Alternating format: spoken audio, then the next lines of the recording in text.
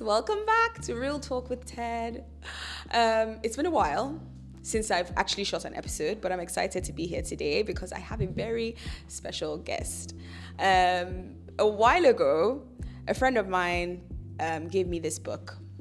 She recommended this book to me. It's called The Parlour Wife by Foluso Agbaje, who is here with me today. Hello. At Sea Experience in Lekki Phase 1.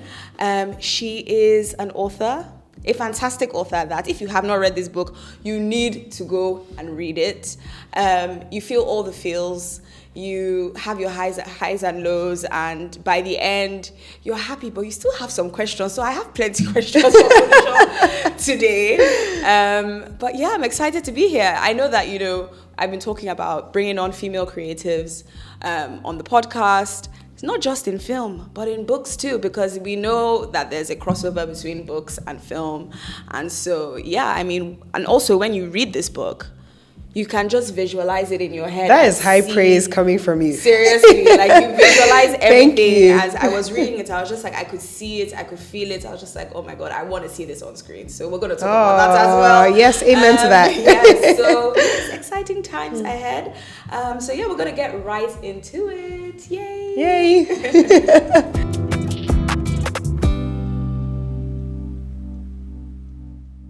Foluso, thank you so much for coming here today to talk about this book, about you, your journey as becoming an author. Thank you for taking the time. Thank you for having me. Yay. So I guess my first question would be, how did we get here?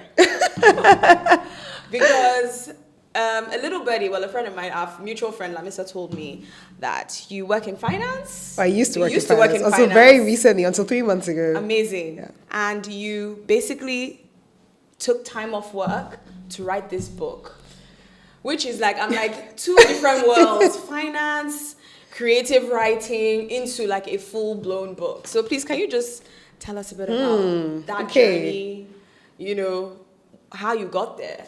Yeah. Okay, so I feel like I've been writing my whole life. No, I feel like I've been writing my whole life. Yeah. My earliest memories are of me writing and illustrating my own stories. So I would draw, those exercise books we used to use in the 90s? Yes. Those were, I can't remember what the name of the brand was. Is it the Big Notebook? I can't remember. So, where it was hardback. So I would write in there, would be like a proper book of short stories, and then I would give it out to my friends and then never get it back. So I wish I even kept some of those books because I love those stories. They were my first stories. Yeah. And it's just writing has always been with me. But I think the first time I really kind of dropped it and didn't write anything was in university because, in secondary school I would do the same thing. I'd write stories and then share it with my classmates. They would read the books and then give it back to me or not give it back to me. And then university, I just thought, it's time to be a serious person. For some reason, for the longest time, and when I say longest time, I mean, it's embarrassing to admit how long I've held this belief. I always thought that being a creative person wasn't a real job. Wow. And by the time I got to university, I would see other people do it and be like, I admire that in someone else. And but for me, I'd feel like, I have to, I have to push myself, be serious and do a serious job. Yeah. So I did my first degree in accounting and financial management. Wow. And then I worked for a year as part of my undergrad as an accountant. And I was just like, I don't like this. I don't want to be an accountant. Oh, man. This is not for me. But I still, my mind never went back to why don't you just take your writing more seriously? Yeah. So I went back to university in my final year and I told my parents, I don't want to do accounting. I don't think I want to do the accounting exams. Pretty sure that's not what I want to do in my life. It was a whole big drama because you can imagine after 4 years of being in university, doing accounting and financial management, I'm telling them I don't want to do accounting. But shout out to my parents because they have always been so understanding. Amazing. They've always let me be me in a way that even I didn't want to let myself be. Wow. So they said, okay, what do you want to do? And I said, I really like people and people's stories. And even then, it still didn't click that this is, my body, my brain telling me that writing is what you're trying to do. Yeah. So I said, what about HR? I think I like, people. And anybody that has worked in HR, it's not the job you do if you like people. But, my very kind parents said, okay, fine. So what's the next step? And I said, there's a master's in management and HR that I think I want to do. I had found the university and I was like, I'm going to apply. If I get in, let's do it. And they were like, okay, fine. Go ahead. Did the master's, came out, did my first job in a bank in HR.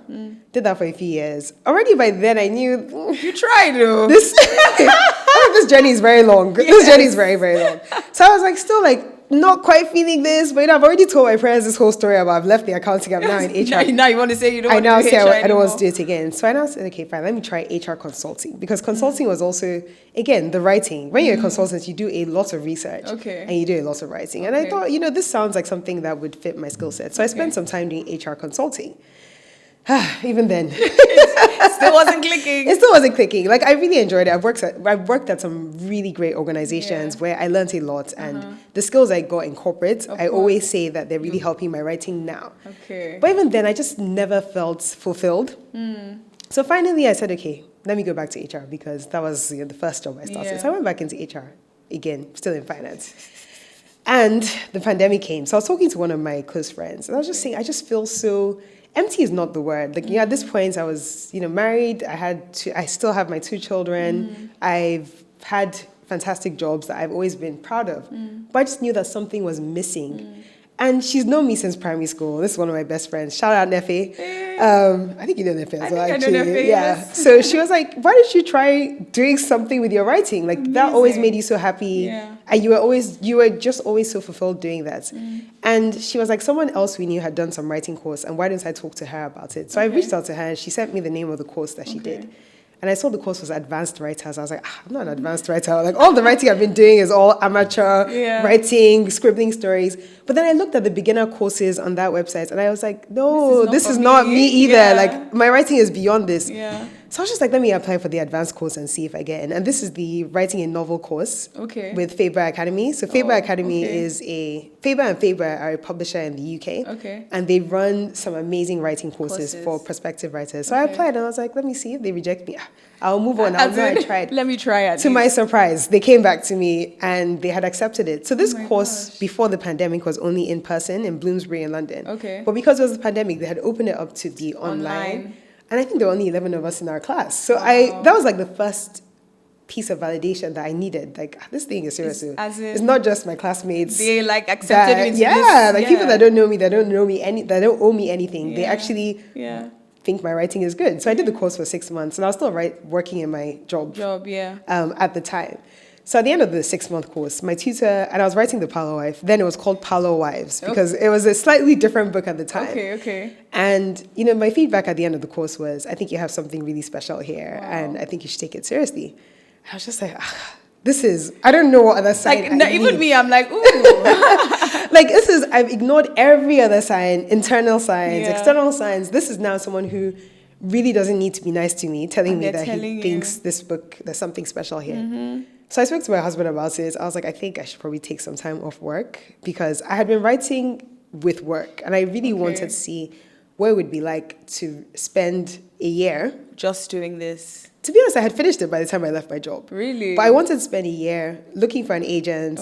Anybody who's, published traditionally will tell you that it's a very hard process. I can imagine. Finding the agents, getting the book deal. I said, let me spend a year giving this the best shot I can give it. And then if it doesn't work out, then I know.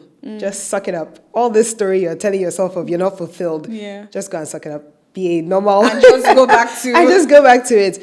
So I remember, I will summarize this part, because we could talk about this process for the rest of this session, but I found an agent, thankfully, and she's been amazing. Found the book deal, got the 2-book deal, and the Parlour Wife came out. And that's how we got there. That's the very long story of the journey. Yes, I mean, it's so interesting, because I think, you grow up as a Nigerian kid and you think, okay, you know what, let me just take myself seriously and let me just do, accounting. Or I thought I wanted to do, I wanted to be an accountant at one point. Then I did management with marketing, and then I worked in this PR firm, which I hated as well. And, you kind of go through the motions of trying to figure out what is this I'm going to do? What is it exactly I'm going to do, until that thing, it rears its head. You can't stop you can't ignore it. It's like a hunger that if you don't answer it, you will just not be happy. And it's it's like you're happy because there are other things happening in your life that are making you happy. But this hunger that I think every kind of creative person has, feels like you have to do something about it. Yeah. Amazing. Okay, so the idea of the Parlour Wife, where did it come from? the time period, was it on purpose? Like, did the idea and the time period come together? Or, like, how did you get here, basically? That is an interesting question. Yeah. Because it's funny how it happened, but the idea of someone living in a polygamous household and what that looked like also came to me at the same time that I knew I wanted to write a story about Nigeria during the Second World War. I read a lot of books, so I'm an avid reader. And one of my favorite genres is historical fiction. And I realized I knew so much more about what was happening in the Second World War in the UK, in America, even Germany, random countries, even India. I knew like what was happening, what the people were doing, what they were subjected to. And I had no idea what was happening to Nigeria. And Nigeria was a colony of the British Empire at that point in time. So I knew, Nigeria had to have some kind of story of its people during that time. So this was kind of just going on in my mind in the background. And in 2018, towards the end of 2018, I was visiting my grandparents, my dad's parents. And they were both children during the Second World War. And I don't remember why we got talking about this. But my grandma goes, I remember when I joined the ration queue with my siblings. Wow. And I was like, oh, Grandma, I didn't realize you lived in London. And she was like, no, not in London, in Lagos. Like, we used to live in Lagos Island. Yeah. And, in the same area that Kendi lives in, actually.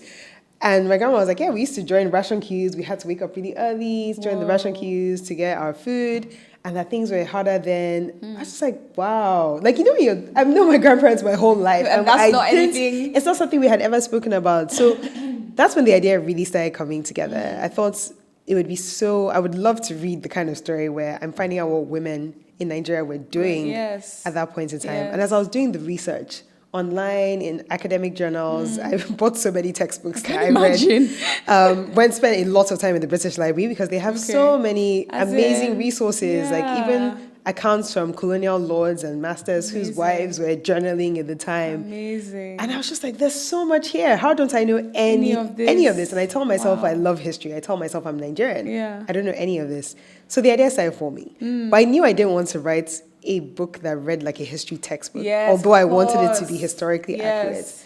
So I started just listening to my grandparents' stories, like, what were you doing on this day? What was happening then? I know they're older, but I'm just so grateful. Thank God that they are still able to have these conversations with me. And tell you and remember these stories. Yes, because even the scene in the book where the war is announced, where you hear the cannons blasting, my grandpa remembered that so clearly because he had to leave school that day.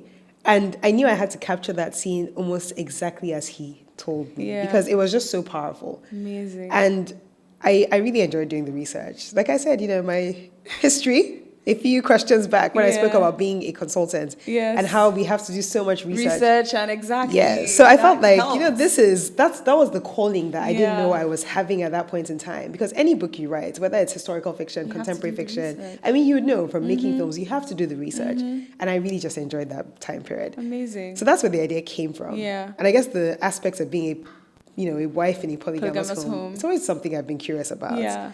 Like, what does it actually you see the look like and feel like in that time? In that time, especially, you always see like on TV what it could look like.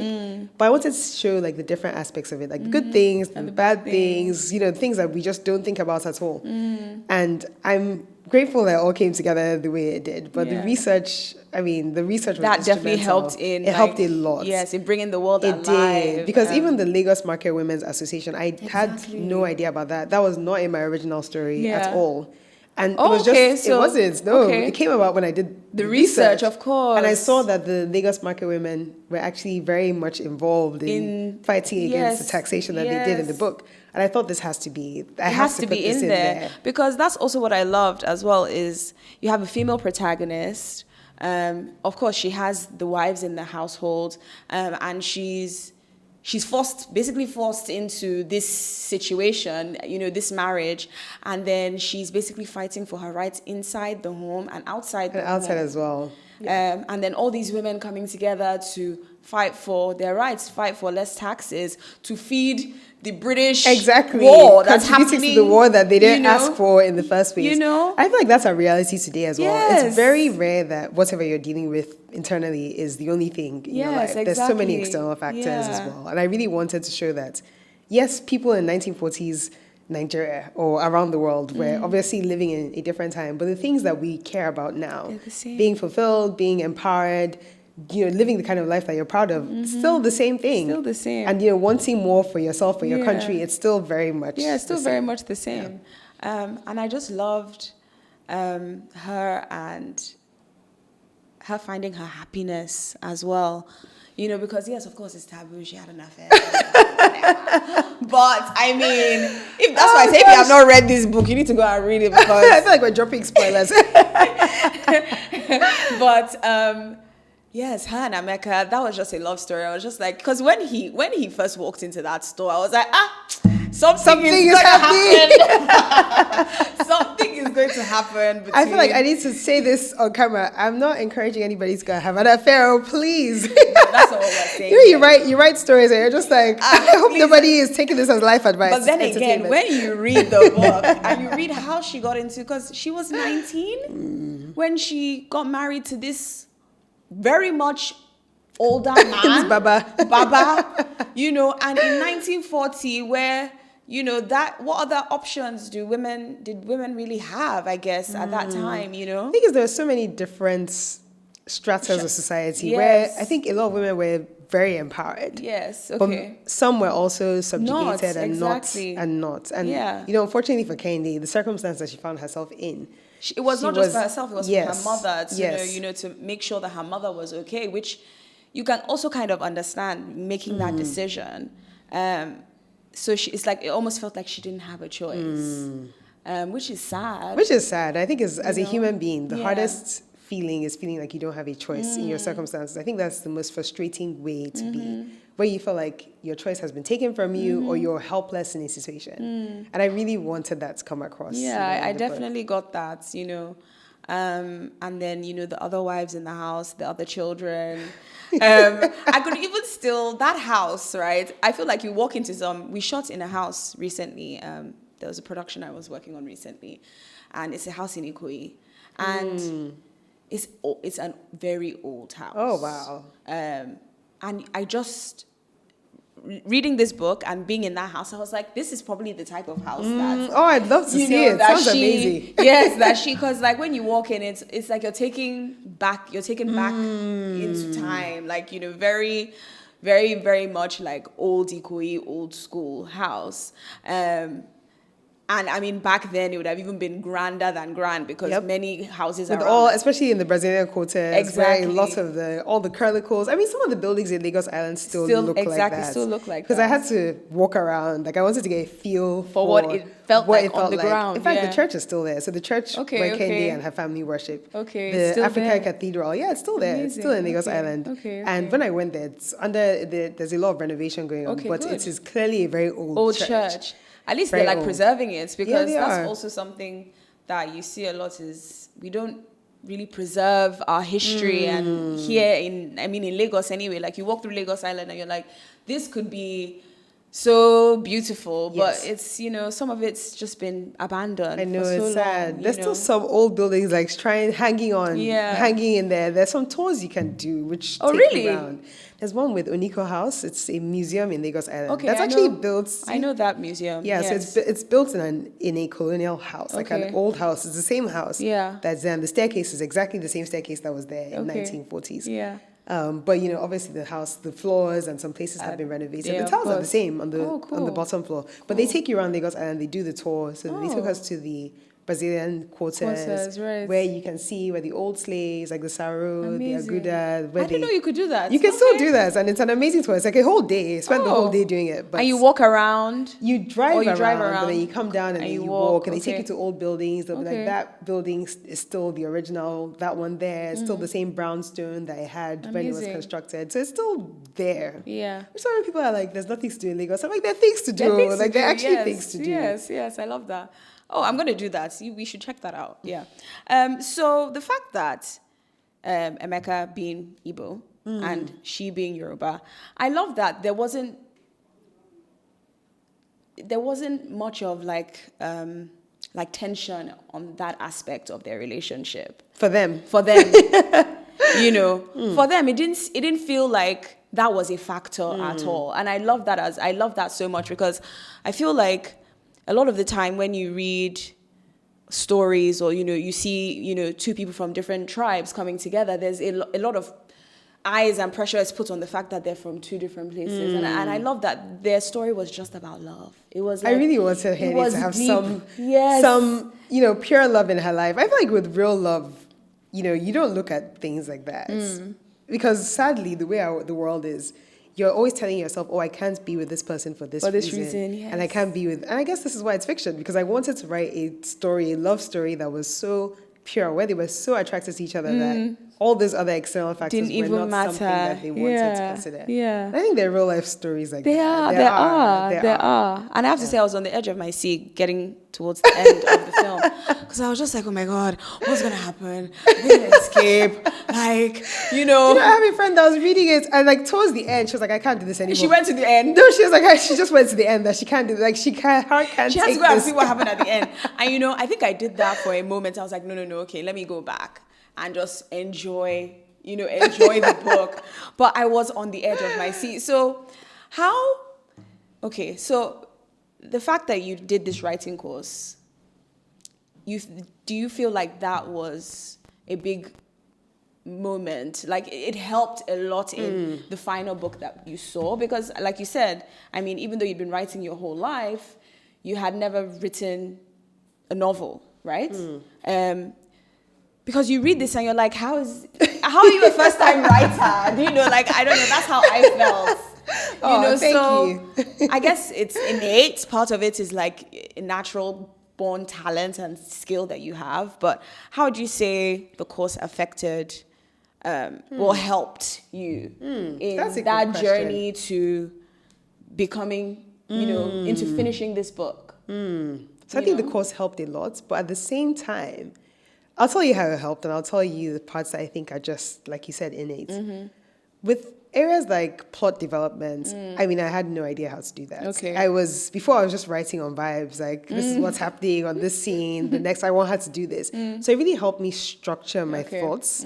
Like, it showed me the technique, like, there's something called a beat sheet. Yes. Like, you write the beat sheets out. Oh, do you have that in film writing as well? Yes, in screenwriting. Okay, I was wow. going to say, like, film structure, like, story structure is so important. Same novels, thing with novels. I feel like I really learned that on the course. And then also just the validation of people you don't know, reading your work and giving you constructive criticism in a professional way. So they're telling you, oh, your dialogue. My dialogue was something I really struggled with in the beginning before I did the course. Like my tutor would be like, people don't talk like this. And because, in Nigeria, we learn English in a very formal way. When you're writing a sentence, you don't say, hello, my name is this. Like, you don't talk like that. But then I was writing like that. I was like, people don't talk like this. Yeah. So I think just those little bits really help to hone my craft. Okay. However, I would say that you don't need to do a course if you want to be a writer to be a published a published author. writer. Yes, I don't think so. I think it is innate. Like your story, nobody can tell your story for you. I agree. No matter how similar it is to any other story. Agreed. And that's why editors are there. Yeah, so whether or not you do a course, if you have a good editor, they're going to tell you like what works and how to, Amazing. Okay, because I mean it's very similar in film, right? Like there's a formula, there's like a story structure, beginning, middle, and end. You can get into the details of, the beat sheets and whatnot, and, act 1, act 2, act 3, and all of that.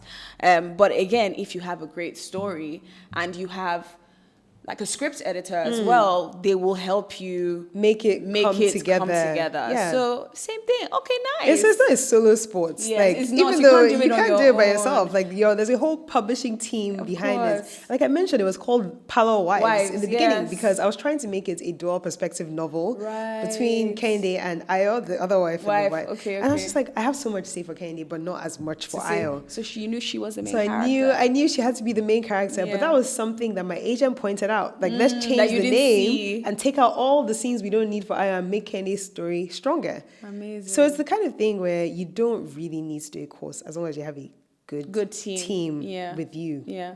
So, okay, well, like you just heard it. If you want to write, you don't need to do a course as long as you've got a great story and a good team. And the discipline. Because I was going to say. It's a lot of work. So, yes. Okay, so you've written the book. You've gotten your team. The book is now out. What has it been like seeing the reception of this book? It's been overwhelming.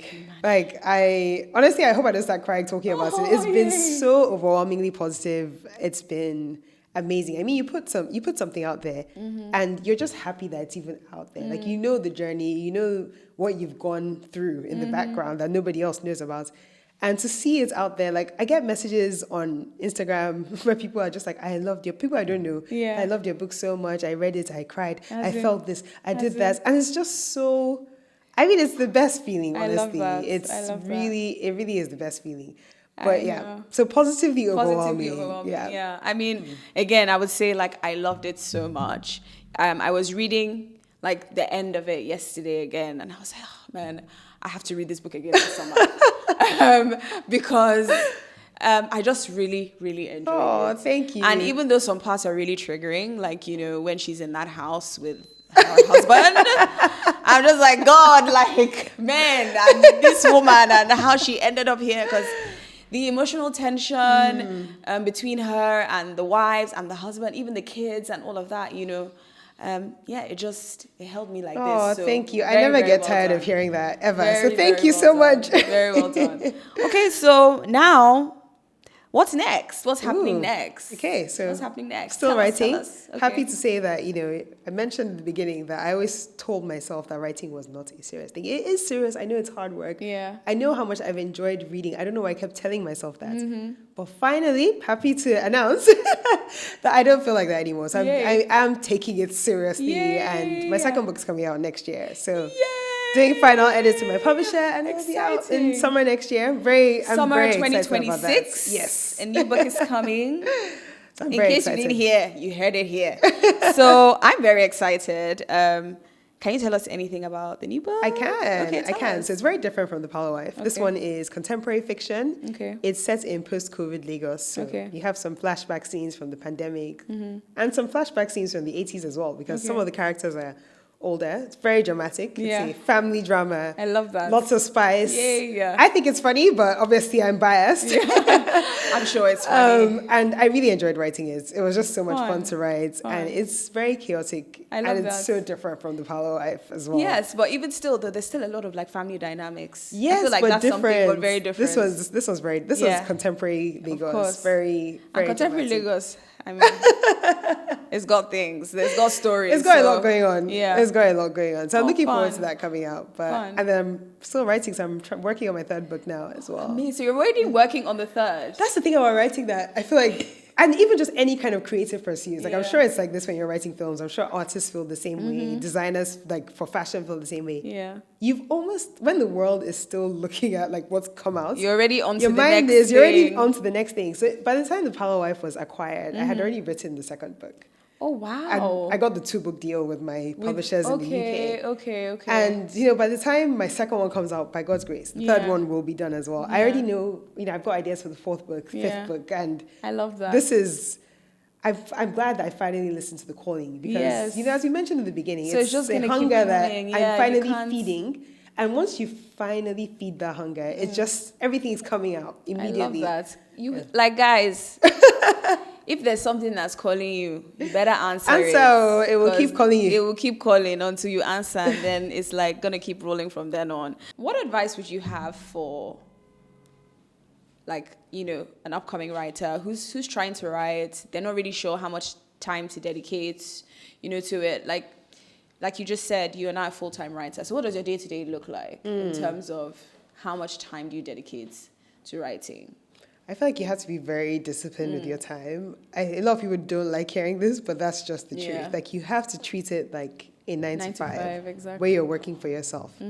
So what works for me? I'm a morning writer, so I try to do all my writing in the first half of the day. Okay. And then anything else I'm doing, if I'm, you know, maybe recording a podcast, or I'm doing any other kind of work for writing, where it's, you know, publicity, or meeting another writer, or meeting a prospective writer, or anything else, I do it in the second half of the day. Okay.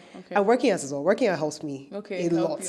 So I tend to work out in the afternoons now. Okay. When I'm done writing. Okay, then you work out after. Yeah, so I'm very selfish in my mornings. I really just, because that's the best time for me. I would say if you're a night writer, something to consider is maybe doing as much as you can during the day.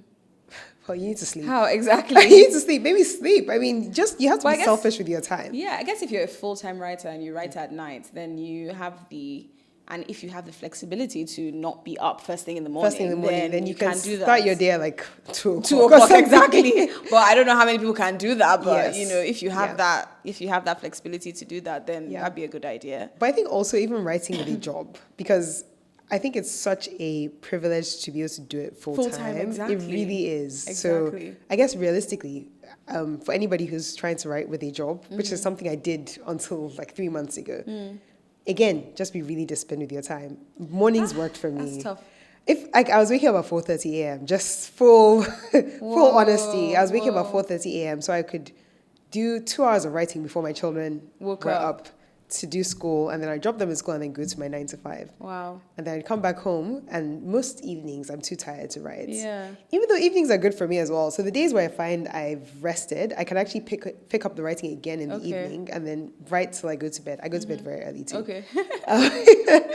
And then weekends, I think the most important thing is finding out what works for you and sticking to it. It's so hard to be disciplined with yourself. When you have a job that is paying you and telling you if you do not show up at this time, you're going to get fined. It's very easy to kind of force yourself to do what you need to do. When you're your own boss and you're answering to yourself, there's a lot of self-awareness. Yeah, and we want to give ourselves grace. I'll lie in today. Maybe I'll do the writing tomorrow. You just won't do it. So I can't lie. There's no other way to say it. You just have to find a structure that works for you and stick to it, but also give yourself grace. There'll be periods in your life where maybe there are other things happening and you can't fit your schedule into the structure that you've put for yourself. Just give yourself grace and know that you're coming back to it. But the discipline. Yeah, you definitely need that discipline. I remember when I was writing in 2005 and I think I was like on page 89 or something and I knew, I had like maybe 10 more pages and I just needed to finish.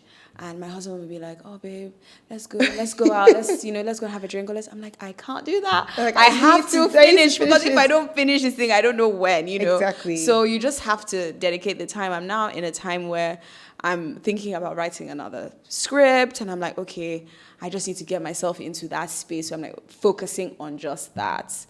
So yeah, you're right. It's about discipline and just making that decision like, I started, this is how many pages you're writing a day. Because some people will say, write 10 pages a day or write 3 pages a day. But I think ultimately you need to write every day. You need to write every day. And which is why I laugh at myself, my younger self saying that writing was not a serious job. Because it's like the self-discipline, the self-motivation that is needed. There's some days I'm in front of my laptop and I'm like, I don't know what I want to write. It's like there's nothing coming out.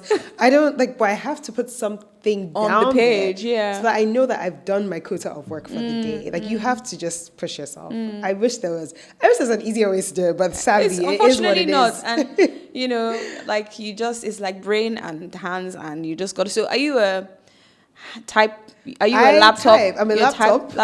Okay. But I do this thing called morning pages, which I read about in a book by Julia Cameron, I think her name is. It's called The Artist's Way. I would highly recommend. It's for anybody who's trying to be a creative in any way. And it just shows you her recommendations. So one of her recommendations is the morning pages. And what that is when you wake up, first thing you do is you get 3 pages of A4 blank, not lined, and you just write whatever comes to your head. Not structured, whatever it is. The idea is you've dumped that on the page. You can even throw the paper away after. It's not to keep, it's not it's just to get it out. Download everything on your mind. And then write. So I would say I kind of do longhand in that sense, because as I'm doing that, I somehow kind of get some ideas somewhere. And I get myself started that way. I love writing by hand, yes. I'll start off like that. And then when I feel like I'm in a good place, like I have a flow, then I will move it onto my laptop. That is so interesting. Yeah. Because apparently it's a different part of your brain that you use longhand for. It's a more creative part of your brain apparently that you use longhand for. I'm always jealous of people that write things longhand first, because I'm like, that's legit. Like I have doing it. I think I have like the first 15 minutes of my film written on paper. That's amazing. And then I will type it out, then I'll print it out. Wow. Then I'll write, then I'll make notes. Wow, okay, And that's then intense. I will fix the notes on my laptop. Then I will now finish in script format. But it starts off On longhand. That is so interesting. Yeah. I just have mine scribbled everywhere, like notes. I have my phone notes, Yeah. Google Docs. Phone notes are a big one. Jotters. Phone notes are a big one. So I have a question. I wrote it down. I love that. We're just going to go back to the Parlour Wife, sorry. Because I'm obsessed. No, I love to talk about the Parlour Wife, so good. I love that you gave Kehinde and Emeka a happy ending. Because when she got on that ship, I was like, oh, is she never going to see him again? Like, Mr. Ogunjobi is going to find him and he's going to kill him. Like, I just thought, no. So at the end, when like the little 2-year-old ran through the station, I was like, oh, I love that. So thank you for that. It's just because, you know, a lot of the time when we write stories, especially in film, you're like, give it a dramatic ending. No, she should never see him again. My heart can't take it. So. Sometimes like that's what we want to, that's what you think audiences want to see is or want to feel is this heart-wrenching end where fine, they were in love but they never got to see each other again, and that does happen, and that happens, and that's real life. Especially in that time, yeah, it's real life. And, during a war and being in 2 countries and all of that, but I just loved that they got to reunite. I loved it too. So thank you. But one more question. What happened to her brother? Taiwo? What happens What to Taiwo? happened to him? I feel like I need to write a book called What Happens to Taiwo. Please. Because the number of times I have got this question, like I'll just, I'll see reviews, people will send me messages, they're like, please, what happens to Taiwo? Him? Is he alive? Like, I don't know. I feel like I know what I think happened to him, but that's the beauty of fiction. I love that people can, can imagine I feel like what their characters. No, I feel like he's still alive. I think so. I think so. But it's funny because when you're writing a story, and I know you understand this, your characters tell you how they want the story to go. Mm-hmm. And there's so many scenes that honestly I felt like they wrote themselves. Yeah. Because even I would be like, no, I don't want to write that. But I'm like, that's how the story is going to be. Yeah. So I feel like Taiwo's alive. I feel like it's, that would be amazing to see them reunited. Like that would be amazing. For them to have a real nice long chat. That would chat. be amazing. That would be amazing. Yeah. Who knows? Maybe one day. Maybe, So, I mean, obviously, I'm a film, we're in the film side of things. So.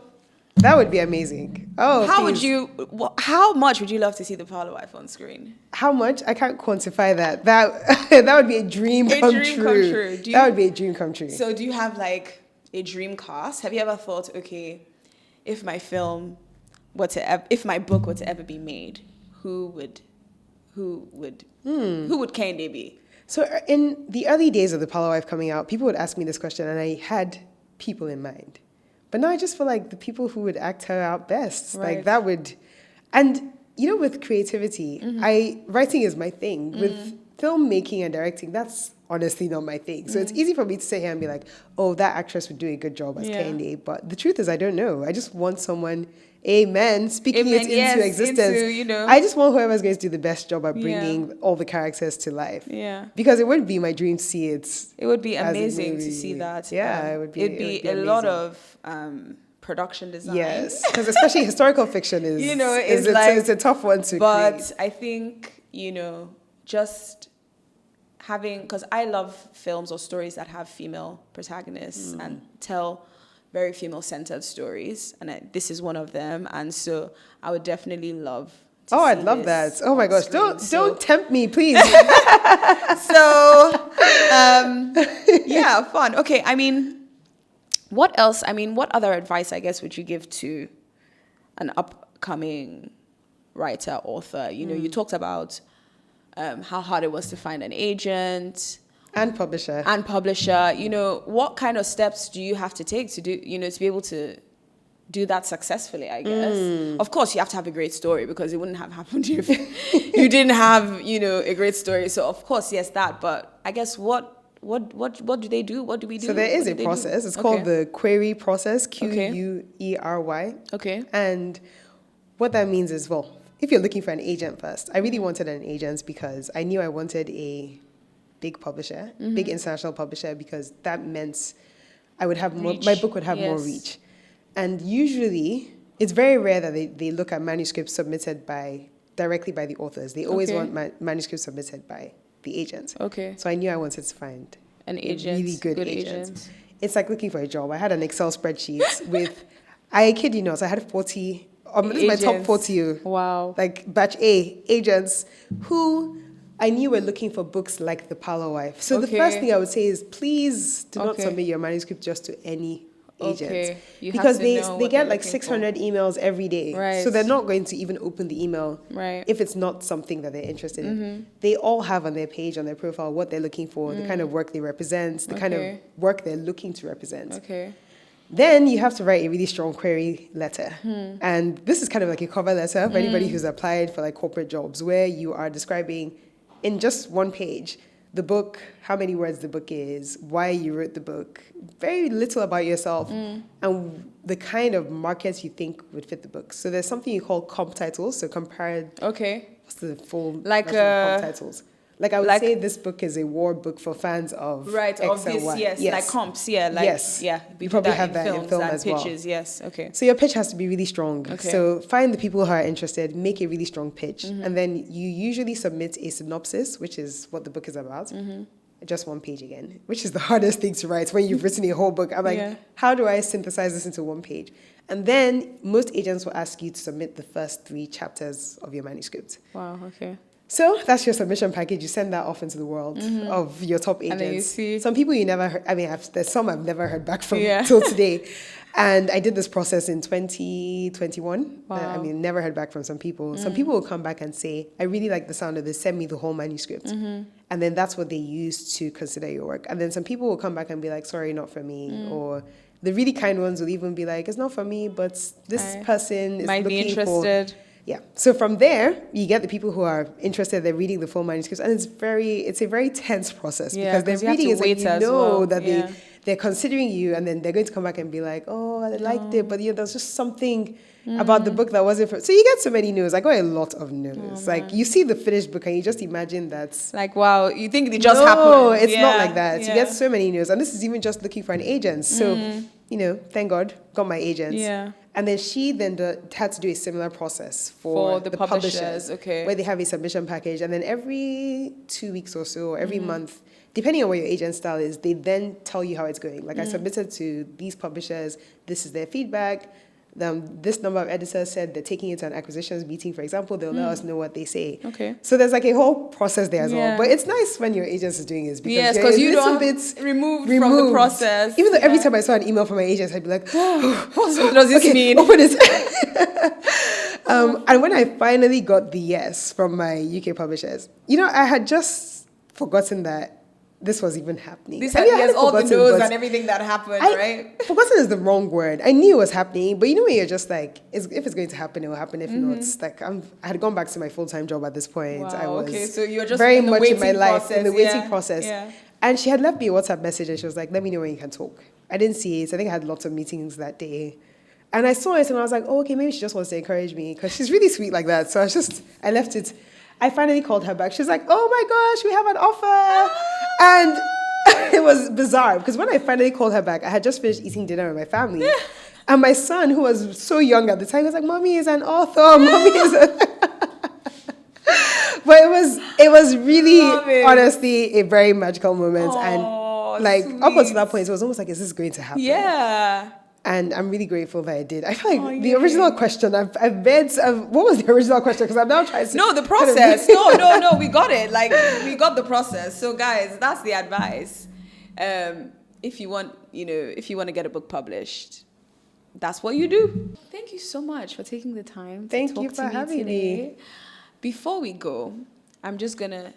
So, what are some of your Nollywood faves? What are some of your, who are some of your Nollywood faves? Your favorite actors, your favorite films? Like, what have you watched recently that you really love? I love Baby Farm. So not because I'm talking to you, but I'm a big fan. Yes. Blood Sisters, loved. Yeah. I think I really like Genevieve. I don't never say her name properly, Genevieve. but she's amazing. Amazing love. actor. So like honestly, if I had someone that could play Candy, that would be amazing. You can definitely see it because she's a powerful actor. She's really good. Yeah. Really, really enjoy everything that she's in. Yeah. I don't know the name of the actress in Baby Farm. The main actress. Yes, she's really very good as and that was the first movie I had seen her in. Yeah. But really enjoyed that. Awesome. I've also been really watching a lot of Yoruba YouTube. Really? So Mobimpe TV. Oh, really? I love that.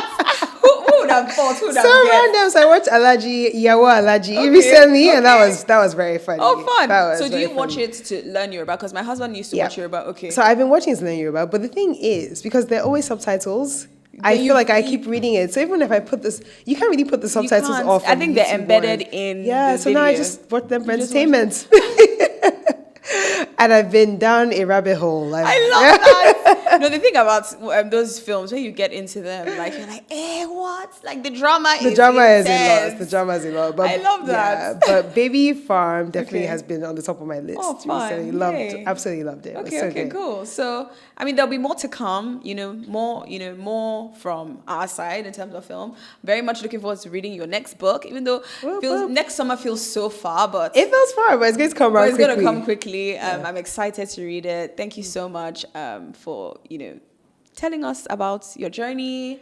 And as well, like giving advice to up-and-coming writers, whether you want to write a book, you want to write a script. I think all in all, you've got to be disciplined, and you just have to put your idea on a page. You just have to start. Like she said, if he's calling you, please answer. Please answer the call. Answer the call, and get other people to also read your stories, because I think that's also another thing is some people, they like to hold their stories to their chest. And how are you going to know if it's good or not if you don't share? So I'm very, very big on sharing scripts and stories with friends or with colleagues, getting them to read, getting them to give you constructive feedback, because that's really important. But you can't do it on your own. I don't know. I mean, unless maybe you're like Scorsese, could write on his own, and it's going to be fantastic. Think about how long he's been writing for. I don't know. So let's share. That's what this podcast is about anyway. It's about sharing. But thank you so much. Thank you for having me. Thank you for reading the book. Yes. Thank you. And I'm going to be so reading much. it again. Yay. This is on my summer 2025 list. Yay. I'm going to be reading this book again. Exciting. If you haven't read it, go and read it. The Parlour Wife by Foluso Agbaje. Thank you. Thank you. Thank you. Bye. Bye.